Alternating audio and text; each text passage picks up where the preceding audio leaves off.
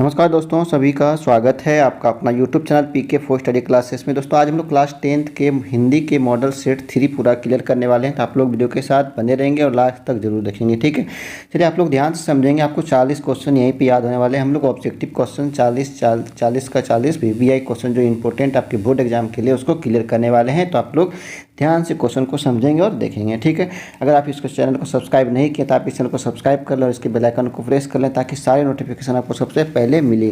तो चलिए आइए क्वेश्चन को देखते हैं। क्वेश्चन क्या है सेट 3 का। ठीक है, चलिए आगे बढ़। यहाँ पहला क्या दिया, गद्यांश दे रखा है, इसको पढ़ के हमको क्या करना, आंसर करना होगा। यहाँ लिखिए दिया है कि निम्नलिखित गद्यांश को पढ़कर पूछे गए प्रश्नों के सही विकल्प का चयन कीजिए। यानी कि गद्यांश को पढ़ने के बाद जो समझ में आएगा उसी से आंसर हम लोग का बहुत सारा आंसर 3 से 4 क्वेश्चन इसी से बनने वाला है। तो चलिए इसको पढ़ते हैं कि विद्यार्थी जीवन को मानव जीवन की रीढ़ की हड्डी कहे तो कोई अतिशयोक्ति नहीं होगी। यानी कि विद्यार्थी के जीवन को मानव जीवन की रीढ़ की हड्डी कहें तो कोई भी अतिशयोक्ति नहीं होगी, यानी कि कोई भी त्रुटि इसमें नहीं होगी। ठीक है, विद्यार्थी काल में बालक में जो संस्कार अमिट रहते हैं इसलिए इसी काल को आधारशिला कहा गया है। यानी कि इसी काल को क्या आधारशिला कहा गया है जीवन का।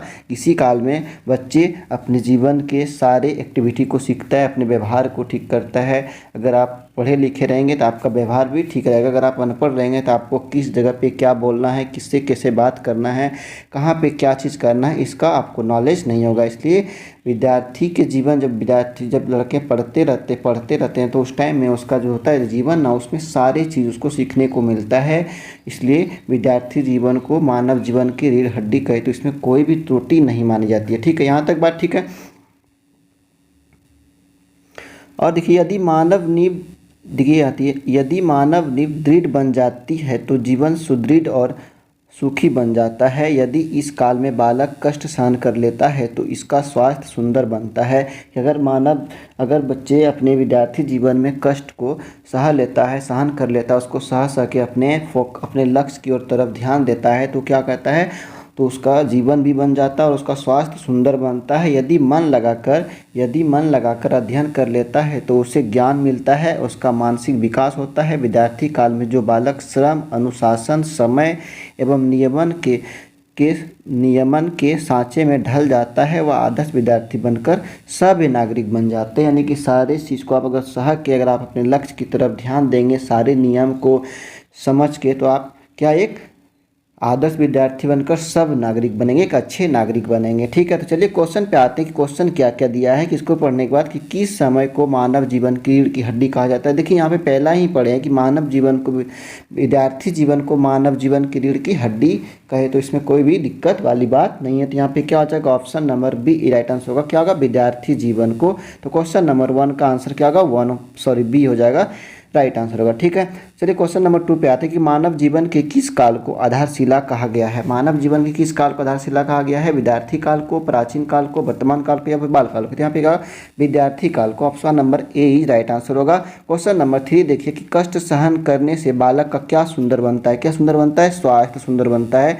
तो option number C is right answer होगा, स्वास्थ्य सुंदर बनता है। ठीक है, तो चलिए क्वेश्चन नंबर 4 पे देखते हैं। मन लगाकर अध्ययन करने से विद्यार्थी का कैसा विकास होता है। कैसा विकास होता है, सामाजिक, मानसिक, पारिवारिक या सांस्कृतिक। यहाँ पे देखिए ए और बी दोनों होगा, सामाजिक भी होता है और सांस्कृतिक भी होता है। तो ए और बी दोनों हो जाएगा इसका राइट आंसर। ठीक है, चलिए आगे बढ़ते हैं। क्वेश्चन नंबर 5 पे आते हैं। क्वेश्चन नंबर 5 के लिए पहले हमको काव्यांश को पढ़ना होगा कि निम्नलिखित काव्यांश को पढ़कर पूछे गए प्रश्नों का सही विकल्प का चयन करें। तो पथ, देखिए क्या काव्यांश में दिया है कि पथ भूल न जाना, पाचिक नहीं, पथ के कांटे तो होंगे ही, दुर्वादल सरिता सर होंगे, सुंदर गिरिवन वापी होंगे, सुंदर सुंदर निर्झर होंगे, सुंदर की मृग तृष्णा में पथ भूल न जाना, पथिक कहीं।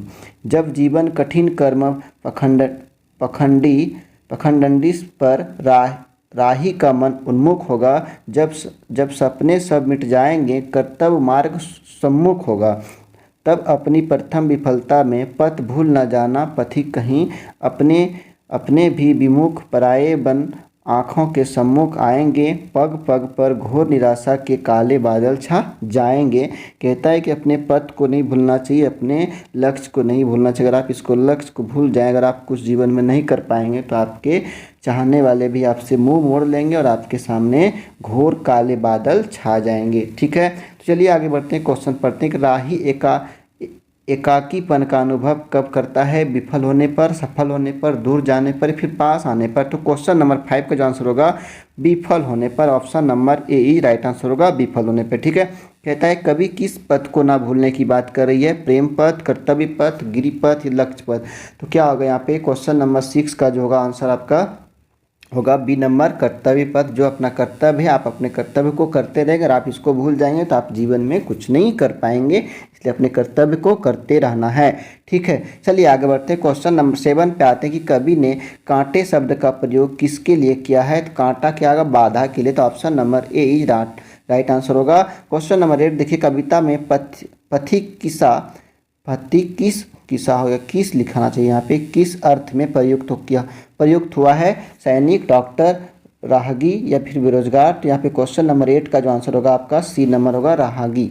ठीक है, तो option number C is right answer होगा, राहगी। चलिए आगे बढ़ते हैं, क्वेश्चन नंबर 9 पे आते हैं। देखिए यहाँ पे क्या दे, जिस वाक्य में कर्ता स्वयं, देखिए व्याकरण वाला क्वेश्चन है। ठीक है, इसको आप लोग ध्यान से समझेंगे। जिस वाक्य में कर्ता स्वयं क्रिया को पूरा ना करके किसी दूसरे के माध्यम से क्रिया को पूरा करवाता है तो उसे क्या कहते हैं? सकर्मक क्रिया, अकर्मक क्रिया, प्रेरणार्थक क्रिया, नाम धातु क्रिया। तो क्या क्वेश्चन नंबर 9 का जो आंसर होगा सकर्मक क्रिया होगा, option number A is right answer होगा क्वेश्चन नंबर 9 का। ठीक है, चलिए आगे बढ़ते, क्वेश्चन नंबर 10 पे आते हैं कि कौन सा वाक्य कर्मक क्रिया का उदाहरण है? वे लोग मैदान में दौड़ रहे हैं, राधिका कविता पढ़ती है, सूर्यदेव पान खा रहा था, मोहन पतंग उड़ा रहा था। तो क्या होगा क्वेश्चन नंबर 10 का जो आंसर होगा आपका ए नंबर, वे लोग मैदान में दौड़ रहे थे। ठीक है, चलिए आगे बढ़ते हैं, हवा धीरे धीरे बह रही है, इस वाक्य की क्रिया का भेद है? सकर्मक, अकर्मक, द्विकर्मक या फिर एक कर्मक। तो क्या होगा क्वेश्चन नंबर 11 का जो आंसर होगा हो जाएगा अकर्मक क्रिया, अकर्मक यानी कि option number B is right answer होगा।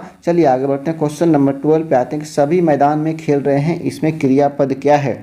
सभी मैदान में खेल रहे हैं और गौ नंबर में दिया है क ख दोनों होगा, तो क्या होगा? तो 12 नंबर का आंसर जो होगा बी, खेल रहे,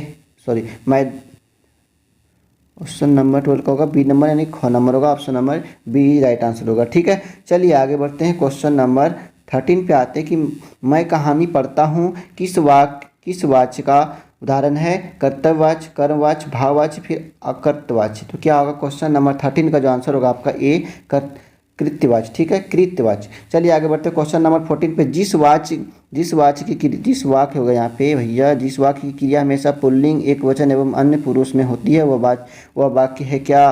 कर्तव्य वाक्य, कर्म वाक्य या फिर भाववाच्य या फिर क ख दोनों होगा। तो यहाँ पे हो जाएगा 14 नंबर का जो आंसर होगा ऑप्शन नंबर सी, भाववाचक। ठीक है, क्या होगा? भाववाचक। ठीक है, चलिए आगे बढ़ते हैं, क्वेश्चन नंबर 15 पे आते हैं कि अध्यक्ष के द्वारा एक बैठक बुलाई गई, यह किस वाक्य का उदाहरण है? कर्तव्यवाक्य, कर्म वाक्य, भाववाच्य, फिर कोई नहीं। तो क्वेश्चन नंबर 15 का होगा कर्म वाक्य। ठीक है, option number B E right answer होगा। क्वेश्चन नंबर 16 पे आते हैं कि रणभूमि कौन सा समास है? अत्ययी भाव, अव्ययी भाव होगा, तत्पुरुष, द्वंद्व समास या फिर द्विगु समास। तो क्या होगा 16 नंबर का जो आंसर होगा आपका ऑप्शन नंबर बी, तत्पुरुष समास होगा, option number B is right answer होगा। क्वेश्चन नंबर 17 को देखते हैं कि डैश समास के दोनों पदों में उपमान, उपमेय या विशेषण विशेष का संबंध होता है? क्या होता है? अव्ययी भाव, द्विगु समास, धर्म धारण समास या बहुब्रीहि समास। तो 17 नंबर का जो आंसर होगा आपका सी नंबर होगा, यानी कि धर्म धारण समास, option number C is right answer होगा। ठीक है, चलिए आगे बढ़ते हैं, क्वेश्चन नंबर 18 पे आते हैं। क्वेश्चन नंबर 18 पे देखिए क्या दिया है कि अंबर का एक अर्थ असमान होता है, इसका दूसरा अर्थ क्या है? पानी, बादल, कपड़ा या फिर मोती। तो इसका आंसर हो जाएगा मोती, यानी कि option number go is right answer होगा, मोती। ठीक है, कहता है मैं भी किताब पढ़ूंगा रेखांकित पद किस अव्यय का उदाहरण है? क्रिया विशेषण, समुच्चय बोधक, विस्मयादि बोधक या फिर निपात। तो क्या होगा 19 नंबर का जो आंसर होगा आपका हो जाएगा डी नंबर, यानी कि निपात होगा। ठीक है, चलिए क्वेश्चन नंबर 20 पे आते हैं कि डैश तुम दिखाई नहीं देते हो, उपयुक्त अपव्यय से रिक्त स्थान की पूर्ति करें।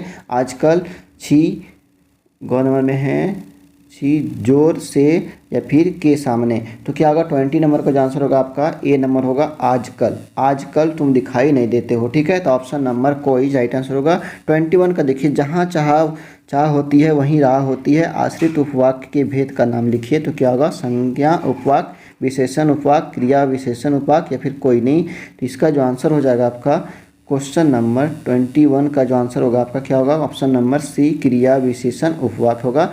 ठीक है, चलिए आगे बढ़ते हैं। क्वेश्चन नंबर 22 पे आते हैं। उसके लिए हमको पूछे गद्यांश पढ़ना होगा, तो हम लोग समझते हैं गद्यांश में क्या दिया है। ठीक है, चलिए देखिए जाइए। नवाब साहब ने सतृष्ण आँखों से नमक मिर्च के संयोग से चमकती खीरे की फाँकों की ओर देखा, खिड़की से बाहर देखकर दीर्घ निश्वास लिया, खीरे की एक फाँक को उठाकर होठों तक ले गए, फाँक को सूंघा, स्वाद के आनंद में फलके मुंद गई।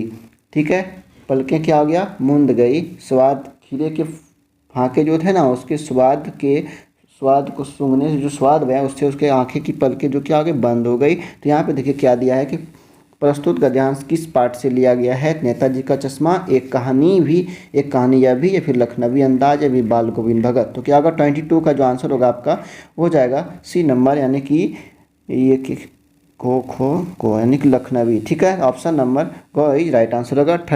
23 को देखिएगा। नवाब साहब ने खीरे का स्वाद कैसे प्राप्त किया, सूंघ कर, खाकर, देख कर, सुनकर। तो क्या होगा, 23 का जो आंसर होगा सूंघ कर, यानी कि option number go is right answer होगा। चलिए आगे बढ़ते हैं, क्वेश्चन को और पढ़ते हैं कि फादर को जहरबाद से नहीं मारना चाहिए था, जिनकी रंगों में दूसरों के लिए मिठास भरे अमृत के अतिरिक्त और कुछ नहीं था, उसके लिए जहर का विधान क्यों। तो फादर कामिल बुल्के की मृत्यु कैसे हुई थी, बुखार से, कैंसर से, तपेदिक से, जहरबाद से। तो क्या होगा, क्वेश्चन नंबर 24 का क्या होगा आंसर, डी नंबर, यानी कि जहरबाद से हुआ था। ठीक है, चलिए आगे बढ़ते हैं। 25 पे आते हैं कि जहरबाद किस रोग को कहते हैं, निमोनिया, गैंग्रीन, तपेदिक या फिर कैंसर। तो क्या होगा, 25 का जो आंसर होगा ये क्या हो जाएगा, बी नंबर, गैंग्रीन, यानी कि ख नंबर इसका आंसर सही हो जाएगा। ठीक है, चलिए आगे बढ़ते हैं, क्वेश्चन को पढ़ते हैं कि बधे पापू अपकी रति हारे, मार तुहु पारिह तुम्हारे, कोटि कुलिस सम बचनु तुम्हारा, व्यर्थ धरहु धानु बन आहारा, उहारा। तो यहाँ पे देखिए क्या दिया है, लक्ष्मण, क्वेश्चन को समझते हैं कि क्या क्वेश्चन, लक्ष्मण परशुराम से संघर्ष क्यों नहीं करना चाहते थे, क्योंकि परशुराम क्या थे, ब्राह्मण थे। तो ऑप्शन नंबर घ इज राइट आंसर होगा, परशुराम क्या थे, ब्राह्मण थे। ठीक है, 27 पे आते हैं कि किसके वचन कोटि कुलिस के समान है, किसके वचन कोटि कुलिस के समान है, राजा जनक के, सीता के, परशुराम के या फिर श्री राम के। 27 का जो आंसर होगा हो जाएगा श्री राम के, ऑप्शन नंबर घ इज राइट आंसर होगा। चलिए आगे बढ़ते हैं कि तुम्हारी यह तंदुरुती मुस्कान मृतक में भी डाल देगी जान, क्या धूली धूसर तुम्हारे ये गात, छोड़कर तालाब मेरी झोपड़ी में खिल रहे जल जात, परस पाकर तुम्हारा ही प्राण पिघल कर जल बन गया होगा, कठिन पसान छू गया तुझसे कि झरने लगे सेफालिंग के फूल, बांस था कि बबूल। ठीक है, तो यहाँ पे देखिए कविता का ये पाठ लिया गया है। तो यहाँ से देखिए पढ़ते हैं कि तंदुरुस्ती का शाब्दिक अर्थ क्या है। तंदुरुस्ती का शाब्दिक अर्थ क्या है कि दांत, टेढ़े मेढ़े दांत या फिर सीधा दांत या फिर बच्चे के नए नए दांत। यहाँ पर नंबर घ इज राइट आंसर होगा, बच्चे के नए नए दांत। ठीक है, फिर 29 पे आते कि मृतक में जान डालने की शक्ति किसमें थी, बच्चे की मुस्कान में। तो ऑप्शन नंबर घ इज राइट आंसर हो गया, बच्चे की मुस्कान में। ठीक है, चलिए आगे बढ़ते हैं। 30 नंबर पे आते हैं कि तुलसीदास ने भृगु कुल के हवज किसे कहा है, किसे, राम को, राजा जनक को, परशुराम को, फिर रावण को। तो यहाँ पे हो जाएगा 30 नंबर का जो आंसर होगा आपका क्या होगा, 30 का जो होगा ये हो जाएगा परशुराम को, यानी कि घ नंबर राइट आंसर होगा। चलिए आगे बढ़ 31 पे आते हैं कि उत्साह कविता में किसे संबोधित किया गया। उत्साह कविता में किसे संबोधित किया गया, जनमानस को, बादल को, किसानों को, स्वतंत्रता सेनानियों को। तो 31 का जो आंसर आपका होगा ये होगा बी, ऑप्शन नंबर बी, बादल को। किसको, बादल को। ठीक है, 32 पे आते हैं कि अट नहीं रही है कविता में किस ऋतु का वर्णन किया है, वसंत का, शीत का, वर्षा का या फिर ग्रीष्म का। तो यहाँ पे 32 का जो आंसर होगा ये हो जाएगा बसंत ऋतु का। तो यहाँ पे कौन नंबर राइट आंसर होगा। 33 का देखिए, कवि किसे धन्य कह रहा है, शिशु को, माँ को, और शिशु और उसकी माँ को या फिर शिशु की मुस्कान को। तो यहाँ पे 33 का जो आंसर हो जाएगा आपका हो जाएगा कवि किसे धन्य कह रहा है, माँ को। तो ऑप्शन नंबर ख इज राइट आंसर होगा, माँ को। ठीक है, 34 का देखिए, हर सुख में क्या छिपा रहता है, हर सुख में क्या छिपा रहता है, दुख, प्रेम, दर्द या फिर याद। तो हर सुख में क्या छिपा रहता है।